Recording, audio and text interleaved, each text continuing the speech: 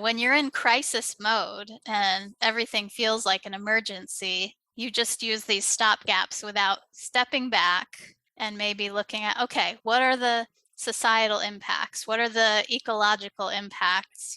What are we building here?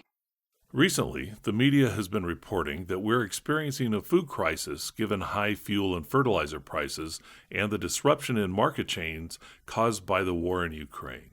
With this crisis, the so-called feed the world narrative has become the norm among the media, businesses, and even American farmers. It holds that increasing productivity is the answer, and global agribusinesses and global markets can meet the world's needs. In this episode of Voices from the Field, INCAT agriculture specialists Nina Prater and Lee Reinhardt compare the Feed the World narrative and the food sovereignty narrative that points out that the issue isn't a food shortage, but rather a structural problem in our food system that has resulted in high food prices. Let's listen.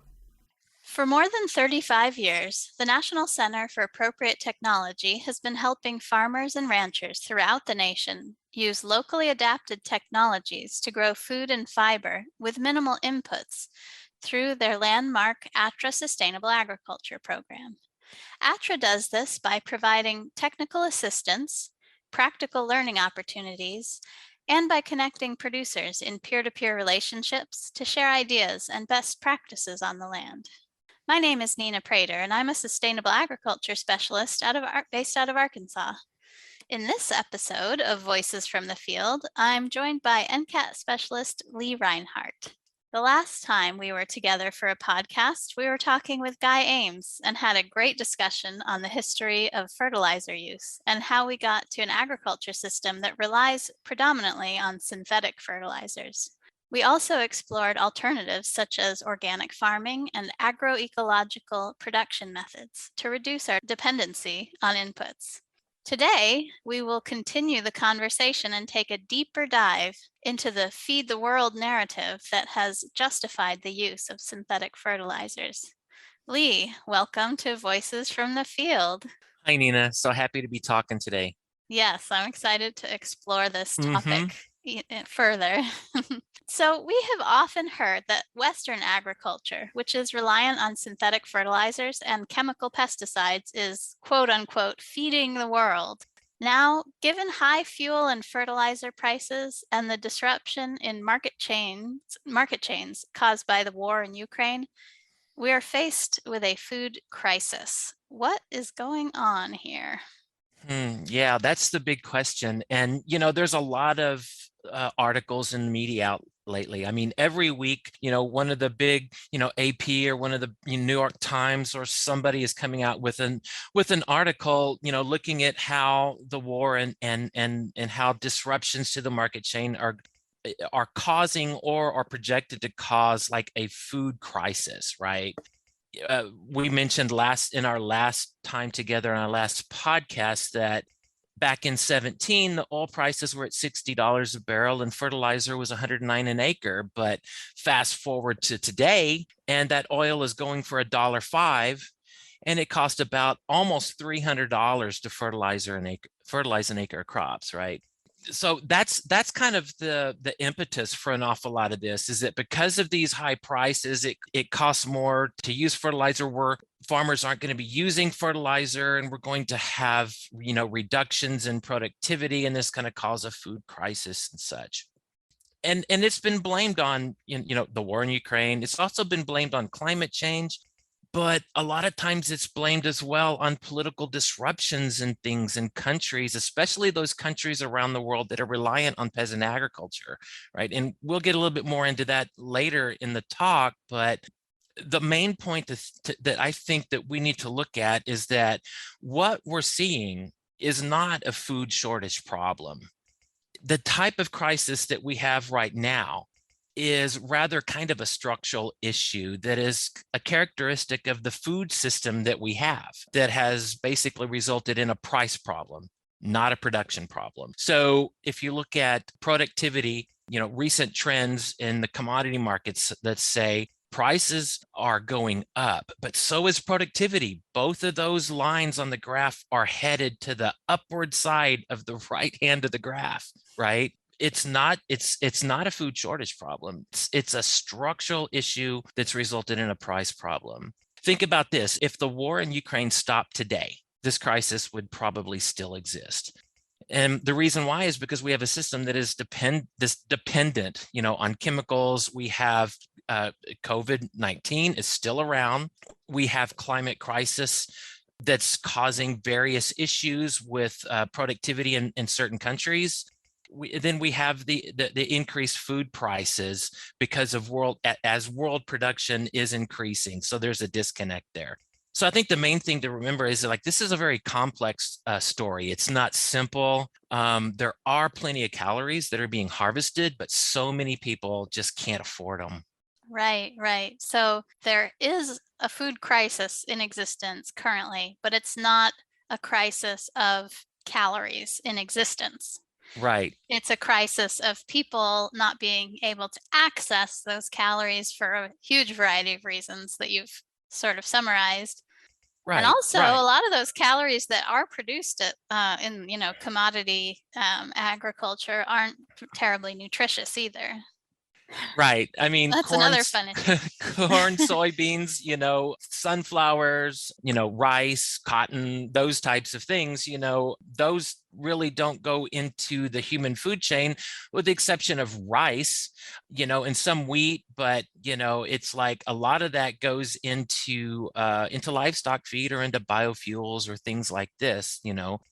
As we'll get into a little bit later, I think it's IPS food, which is what's the name of that? Because I keep forgetting how to exactly say it. It's the International Panel of Experts on Sustainable Food Systems. They've reported that about 80% of the world's population are actually fed by small farmers throughout the world, notably peasant agriculture. But when that's disrupted, by whatever, you could see that that's where we could have productivity problems. Mm-hmm, mm-hmm. So if we're producing enough food to feed everyone, why the focus on increasing production during this crisis? Okay, so that's where, we have this conflicting worldviews going on. We've got two worldviews out there that are conflicting with each other, and one of them is winning hands down right now, and that is the productivity solution. We have the productivity solution first, and that's the basic paradigm we find ourselves in, that is based on specialization.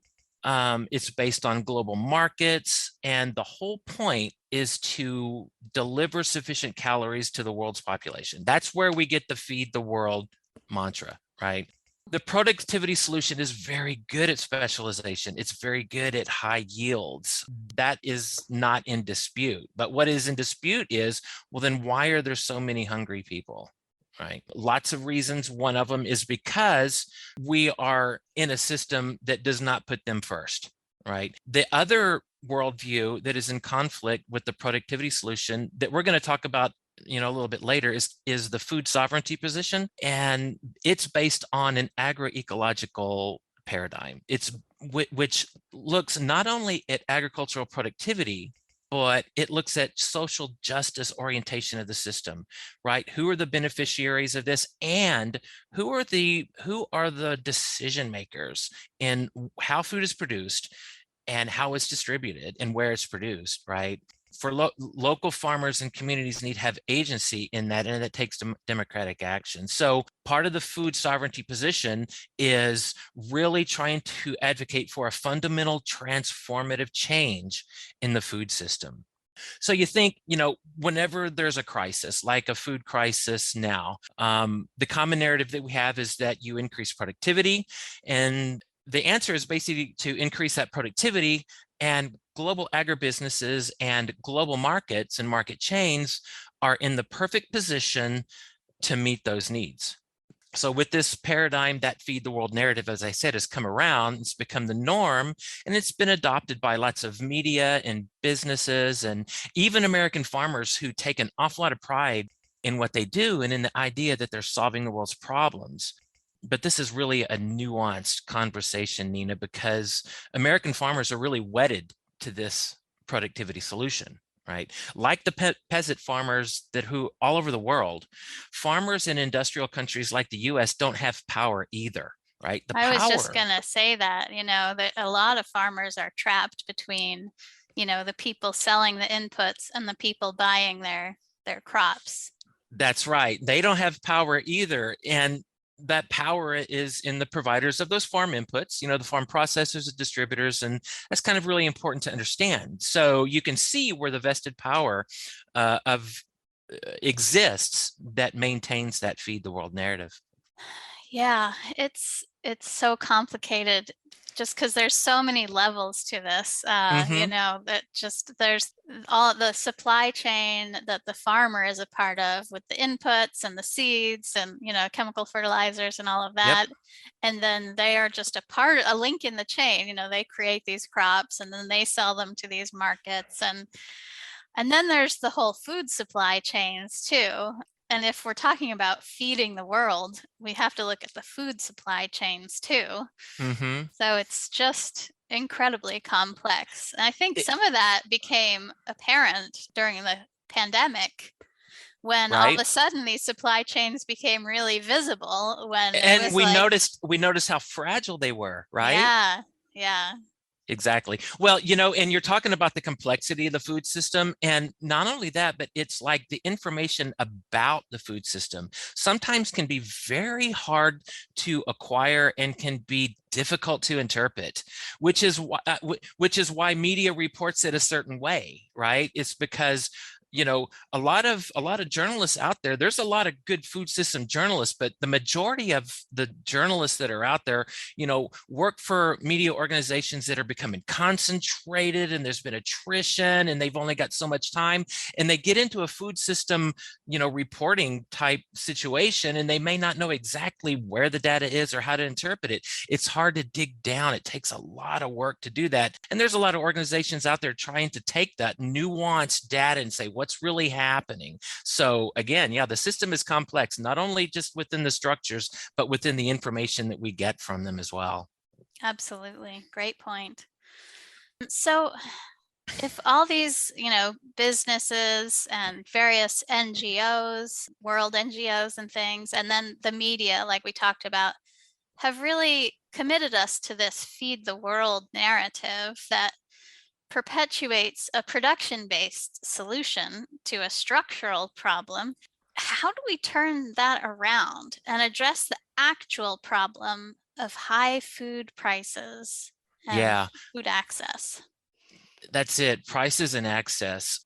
Well, I think to get a good answer to that question, I'd like to first take a look at what's happening in so many places all over the world today. Crisis is hitting hardest where there's no subsistence options, where there's low income, where you don't have any government support. And these can be caused by a lot of factors. It could be a systemic, paradigm within the nation. It can be war. It can be famine. It can be corruption. It can be all kinds of things that are causing crisis to hit. But it hits hardest, especially where you don't have subsistence options and you have low incomes. Right? This even affects industrialized countries like the US, especially where food security has resulted in poverty because we don't have enough money, not because we don't produce enough, right? Right. So let's take a look at sub-Saharan Africa. So in sub-Saharan Africa, there's certain countries that are experiencing conflict. It could be political conflict, whatever. There's climate change going on as well that is hampering the efforts of local farmers. There's high prices for inputs like fertilizers. And I know that certain countries are really working hard trying to ramp up their local stocks of organic fertilizers as a way to address some of these issues. But then you have all of that with unstable governments, and you have crisis. And then you have this paradigm where people just can't afford the agricultural inputs that they have to put on the land in order to grow crops. And this type of disruption within their society just really decreases their ability to have a livable income. So we're in poverty now. So then policies can be put in place from organizations like, the World Bank or the IMF, but these tend to really, these are put in place in order to get a country loans and stuff so that they can exist within the global market. within the productionist paradigm and ramp up their production, right? But what we have found is that it's really tended to weaken farmers and workers as well by actually placing them within a global market instead of within the local place-based market system of sustainable food production that oftentimes these indigenous societies have evolved with over thousands of years. So what happens is farmers become a part of this global market instead of being able to provision themselves and their neighbors with food from their own self-governed markets. And so then the West comes in and we say, how we need to have anti-hunger programs. How do we do this? Where we're going to use food banks and we're going to have aid and things like this. Well-intentioned, and many times these are great stopgaps to keep people from dying, right? And to keep and to help people to maybe get another step. But it doesn't address the structural change that needs to happen. Yeah, one thing that I was thinking about as you were talking was that, sustainable agriculture is all about thinking about, I mean, it's in the term, it's all about thinking about the long term, like long-term productivity, long-term fertility in the soil. And when you're in like sort of a crisis situation, all you can really think about is getting food for your family right now, immediately. And you Yes. don't have the luxury of investing in things like, organic soil inputs, maybe, or things like that. And so then that decreases your ability to feed yourself the next year. But you're in a crisis mode. You're just doing what you can. And also was thinking with these, aid organizations that come in and help feed people for a short amount of time, they're also not thinking about like investing in the long term. And then, and that's a critique of the sort of productivity model of agriculture too, is that it doesn't look at long-term soil health. It looks at short-term profits, Right. Right. Right. So I just feel like, when you're in crisis mode and everything feels like an emergency, you just use these stopgaps without stepping back and maybe looking at, okay, what are the societal impacts? What are the ecological impacts? What are we building here? You're just trying to get to the next. You're trying to get it to the next meal, right? Well, and that's exacerbated by the fact that many of these places just do not have the government policies that would enable them to get out of that treadmill. Right. Which is why the aid organizations come in and they say, all we can do is feed. They can't think long term either, because the policies in country are such that it doesn't support a long-term solution. Yeah, it's tough, for sure. And it's hard to think long term when you're hungry, when you're facing hunger. Don't have time to stay up to date on the freshest sustainable agriculture news, events, and funding opportunities? You can trust NCAT to keep you connected with our weekly harvest e-newsletter. Subscribe today at ncat.org and get your weekly harvest delivered each Wednesday. So it seems like the problem is this lack of self-sufficiency, which is then hampered by, a lack of policies, government policies. If these farmers, like you were saying, was it 80% of? That's the latest figure that I've read from my PS Food. Yeah. Are 80, say the statistic again, 80% of people or 80% of food is produced by?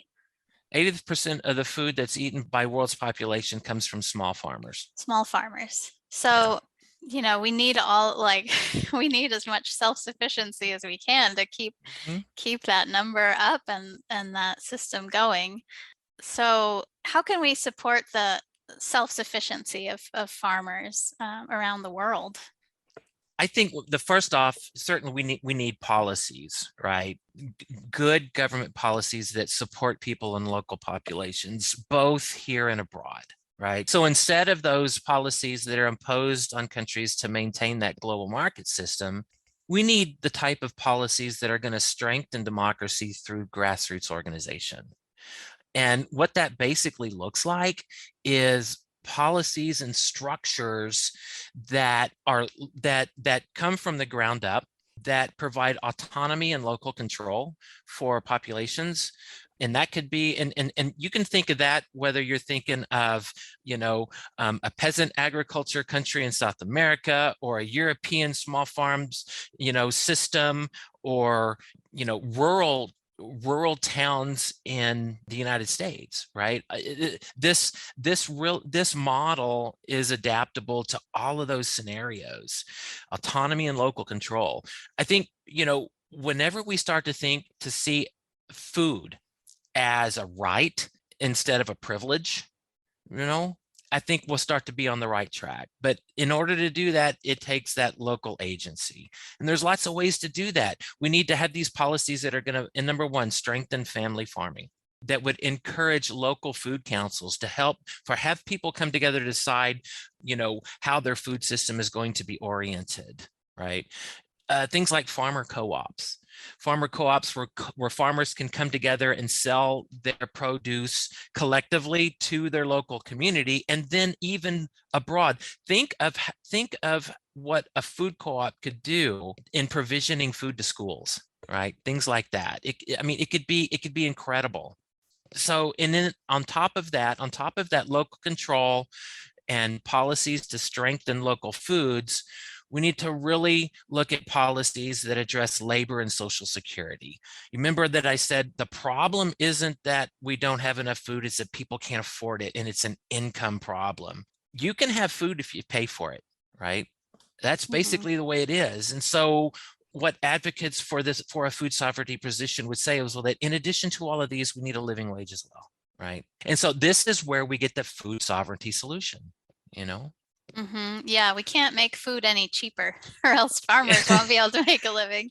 That's right. That's right. So have the community come together with these food councils and things, and that's going to take a lot of work. And especially in the U.S., where we have been living under the productivist paradigm for so long. This is what we know, and food is, as we know, Nina, it is artificially low. It is artificially low. Right. All of the costs that go into food production, we don't see those in our food dollar bill, right? We don't see it. Yeah, the subsidies and such help keep those costs low. Yeah, and then there's all of the the externalities of what's happening to the environment because of it as well. That just doesn't get paid for. Right. So we talked about the food sovereignty solution, and probably the best idea that I know of in order to get something like this off of the ground has been done by lots of organizations, both in the United States and Europe, and especially in the global South, and that is with Agro Ecology. So Agro Ecology is all about empowering small-scale food producers and workers within a region to have the autonomy to make their own decisions about their food production and distribution and marketing practices, right? So it's about small-scale food producers. And two, it's about ecosystem sustainability. It's all about diversifying farming with really complex polycultures.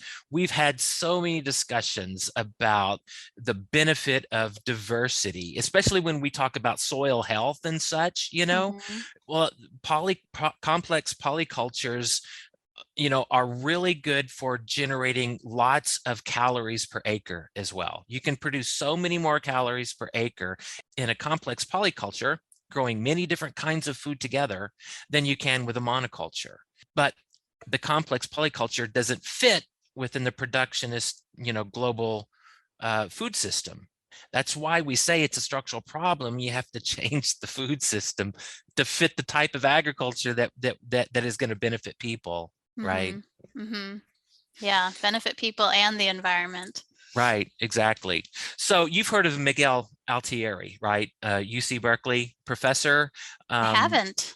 Yeah, well, he wrote a book years ago, and I have it right here on my bookshelf. Let me look and see what the date on it is. It's called Agro Ecology: The Science of Sustainable Agriculture.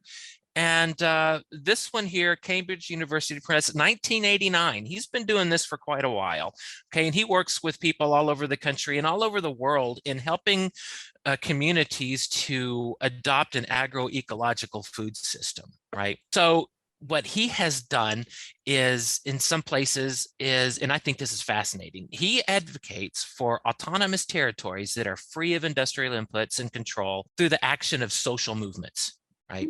So like if you want to Google like a good example of a successful group that's doing this, it's La Via Campesina. So you can Google that. And they help foster agroecological movements throughout the world so that people can take back their food system.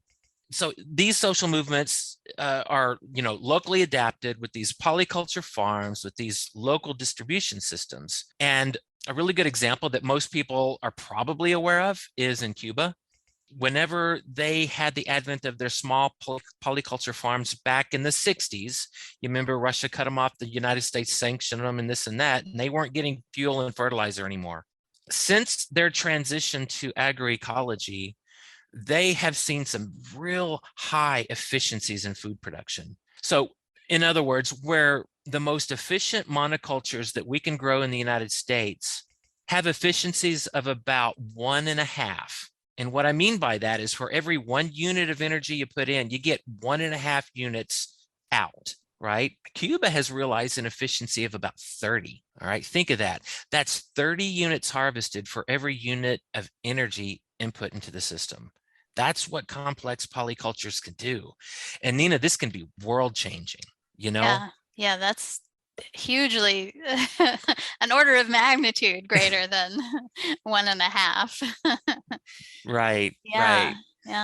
So I think that's the bottom line, is that there are some experiments out there where people take local control and they're growing to produce locally and regionally, and they're using agroecological principles of diversity and especially of social justice. And what I mean by that is making sure that the people who are eating the food and growing the food are making the decisions on where the food is grown and how it's grown.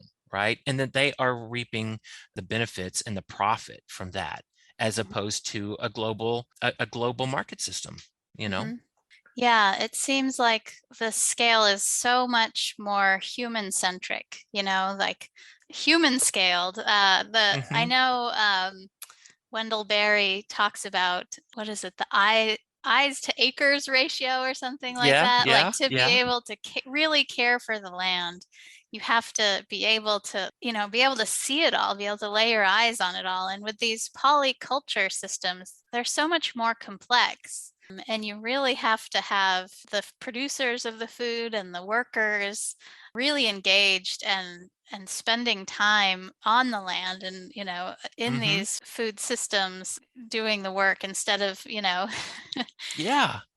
one guy in a huge tractor, harvesting thousands of acres, that just has all come to look the same. It didn't used to all be uniform, and we've made it such. And so with these agroecological systems, I feel like it's going to make a landscape that's so much more dynamic and rich, and it's going to, I don't know, just Well, think about. I can see it now, Lee, and I want to live in that landscape. I know. It's like I go out to my backyard, to my three sisters' garden. Sometimes just sit there. It's like, wow, this is amazing. This is amazing. Just the diversity, within this small plot, But you're talking about complexity and such, and it's an agroecological farming system is way more complex than a regular farming system, and it requires an awful lot of creativity, right? And observation. And I think, honestly, it takes up a lot more of your brain space, right? It can be a way to keep kids on the farm because it's so engaging. A diversified farming system like that is the juxtaposition of biology and chemistry, and I would even say poetry and the whole gamut of human experience, right? Mathematics, if that's not something to engage you, right? Right. I mean, I think, we've talked about, I think it was in our previous podcast where we were talking about our fertilizer reduction toolkit and how, to pivot the system that we're in to the one that is more long-term sustainable, it's going to take some time to wean our systems off of these inputs and everything, to wean our soils, to teach farmers all of this information, to redesign these food distribution systems and all of that. But boy, isn't it worth starting now to do that? Oh, and I've heard you say that before too. Isn't it time to start now? Now's the time to start this, right? You're right. And it's gonna take a long time to transform to an ecological system because again, you're dealing with people, right? And people have issues and we have likes and dislikes and we have arguments and we resolve them. But if we are doing this amongst our family and neighbors, we're vested. We're vested in their future, they're vested in ours.